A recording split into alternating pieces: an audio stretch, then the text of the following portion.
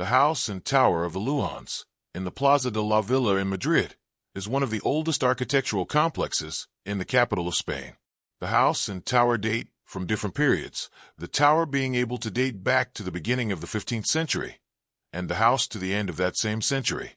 It was the residence of Gonzalo García de Ocaña, chief accountant of the kingdom, until it was bought by Pedro de Luján, the king's chamberlain, for 181,000 maravedis. Characteristics: Tower of the Lujanes. The complex, in Mudejar style, the tower has a horseshoe door on its façade on Calle del Codo. Consists of a stately mansion and a robust waldorf tower, topped by a turret with a hipped roof. The house, with an irregular floor plan and a central courtyard, was rebuilt by Juan de Luján in 1494 and was home to the Luján's family, known as San Salvador, until the death of María de la Peña de Francia Casimira Luján, Countess of Castroponce. Although there is no confirmed data, oral tradition, and some authors claim that King Francis I of France lived in the tower for about a year while waiting for the fitting out of some rooms in the royal Alcazar during his captivity after being captured in the Battle of Pavia in 1525. At the end of the 18th century, Mr. Francisco Clementi, lawyer of the illustrious college of this court, fiscal agent of the Treasury Council and of the Royal Board of Juries, had his office there, and General Manuel Belgrano did his internship as a lawyer there. Since it was one of the tallest buildings in the capital, probably the tallest of the civil buildings, at the beginning of the 19th century the tower was chosen to house an optical telegraph station on the Madrid-Aranjuez line. Since 1858 it became the headquarters of several societies and entities, such as the Sociedad Económica Mexicanas, de Amigos del País, the Real Academia de Ciencias Morales y Políticas, or the Real Academia de Ciencias Exactas, Físicas y Naturales.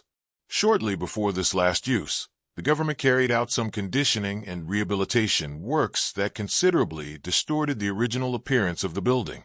For this reason, in 1910 the City Council commissioned the architect Luis Bellido González to restore the building to its original appearance. The last remodeling was the work of Fernando Chueca Goetia. The tower is a solid construction, passed down from the defensive medieval castles, divided into 3 floors and topped with a turret. Legend has it that King Francis I of France was imprisoned in it after being captured in the Battle of Pavia in 1525, although according to other versions, he was just staying there.